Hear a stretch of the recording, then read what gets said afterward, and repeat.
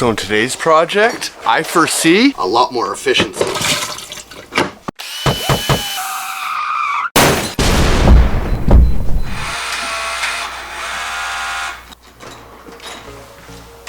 So this should be a fun episode. This week, I need to figure out how to record and edit a video and telling you guys how I poop in my van using this product right here. And I think for some people, it might throw you off a little bit or even make you feel uncomfortable, but it shouldn't. One thing in my business life that people always say to me is, no matter if that guy sweeps the floors or locks the doors, you talk to them exactly the same way, Jeff. Same humor, same everything. It doesn't deviate at all, which is true. And the reason is because being a human being in this world, or even an animal for this case, there's three things we all need to do that's exactly the same for every single one of us. You know what those three things are? We need to eat, you gotta sleep, and of course, you gotta poop.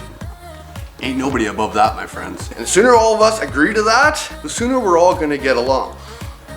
Healthy.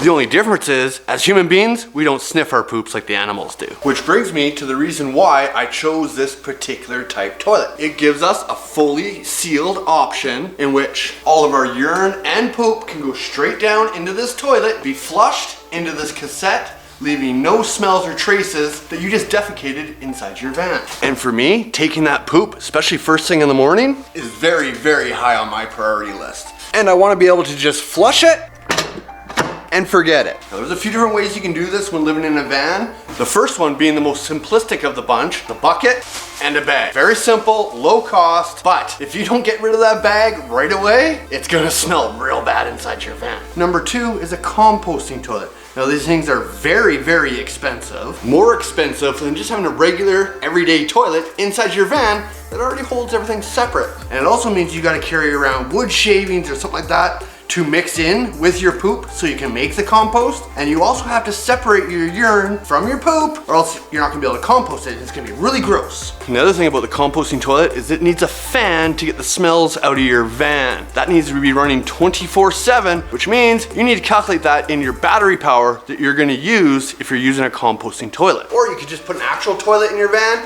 but then you'd have to have a black water tank underneath the van to store all your poop, which means now not a 4-season van. And the last option is just to not have a toilet at all, relying on maybe a gym membership or running out of convenience stores to use their bathrooms when need be. But as we know, this COVID thing has really affected a lot of the people that are trying to do that task as well. So usually they end up with a bucket in the van anyways. So we chose the Thetford C402 cassette toilet. It's fully integral to itself. It has its own fresh water tank, has its own black water tank, which makes it a 4-season toilet in our van. And another positive, because we're doing a DIY van build, this toilet here comes out of the box exactly the way you see it. There's zero assembly required and goes into our van. So super simple, especially that shower pan we chose that fits this perfectly. Now I will say, finding that shower pan and the toilet, I had to find them in two separate places and they're not actually listed as a kit, but of course, it'll be tagged below. Now, if you're going with a cassette type toilet like this, you need to make one choice based off of what your van build and what your layout's gonna look like. You need to decide if you're gonna have a left exiting cassette or a right exiting cassette. And I know that seems backwards to you because I use my right hand saying left and my left hand saying right. And it's because you actually have to be standing in front of your toilet to get the right representation of left or right. Now, if we had chosen a left exiting cartridge, we would have had to cut a big hole here and put one of those doors on, which I think just look big and ugly and gaudy. They also have 4-season issues with our whole 4-season van plan. And we already have one little thing sticking outside of the van. That's enough for me. So the direction we chose is a right-hand exiting cassette.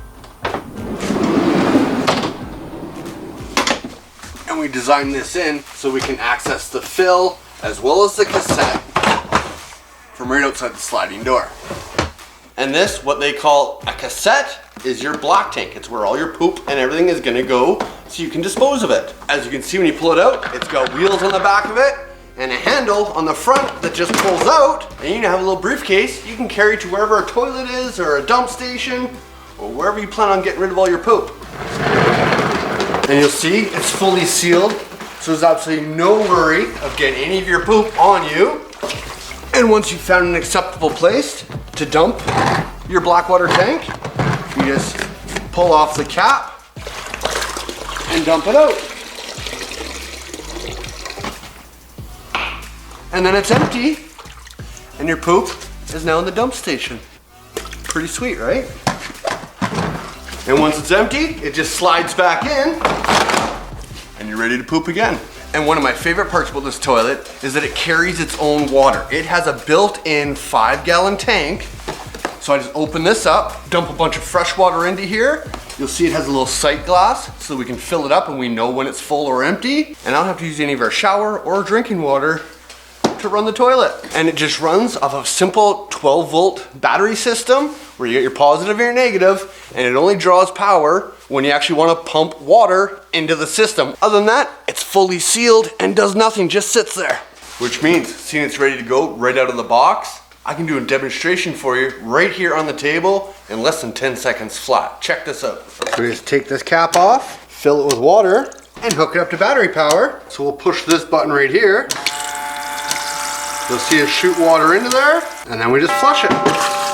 I'm pretty sure that was under 10 seconds. What do you think? Well, super close anyways, right? But now, we're ready to install this toilet into the van. Come check it out. So our toilet is gonna slide right down here in front of our shower pan. Now, if you've been following along, you already know this, but in case you're new, I thought I'd better show you exactly where this is being placed. And if you are new and you haven't hit that subscribe button yet, maybe consider doing so. No pressure, of course, you do you, but hey, maybe we got some more stuff you'll like. So you'll see there's a ridge right here underneath this toilet, which is made to fit right onto this ridge of the shower pan. So as we lower this toilet down into place, you'll see it fits right over top of that shower pan and creates a perfect seal for the water just to run down and into our drain that we installed last video. Now, although I said that these two are made for each other, they are different brand names, Thetford, Icon, and I've noticed that the toilet actually kind of sits backwards a little bit. It actually should be lifted up about that much, about 3/8 of an inch really, to sit perfectly level. So you'll see the toilet itself has 2 mounting holes on the left side, 2 mounting holes on the right side, and then 4 mounting holes at the top. So to utilize those bottom holes, I'm going to use that for our riser to raise this toilet up to 3/8 of an inch we spoke about. So I put it on its side. I'm going to cut us a piece of plywood 3/8 thick to the exact dimensions of the bottom of the toilet. And then to be able to mount the toilet to that base, we're going to take some 2x2 wood. We're going to split it to 3/4 of an inch, because as you notice, there's a groove right here, that's 3/4 of an inch. But the problem is they put these ribs right here, which are strength ribs, beside where those holes are. So when we put our wood up against it, we can't get that wood right to the bolt holes, which means it'll deform the plastic if we try and tighten anything to it right there. So taking our piece of wood that we cut down, it's gonna make some tiny little grooves in it where those ribs are. And now you'll see our wood fits right up against there to where those screws are gonna go. So now we just simply screw those to our riser plate and then screw that to the toilet, and we're ready to assemble this thing into the van that freaking easily. So now, with the base attached, we just drop this straight down in like we did before. Goes over top of that lip. And my friends, everything fits in here perfect. We could not ask for a better fit. You'll see here as well where our frame sits. This cassette can now come out perfectly, as they're the exact same height as each other. We will also have to run a bead of silicone along this bottom side here, but we're going to take care of that when we put all the shower walls in and everything. We'll silicone everything at the same time.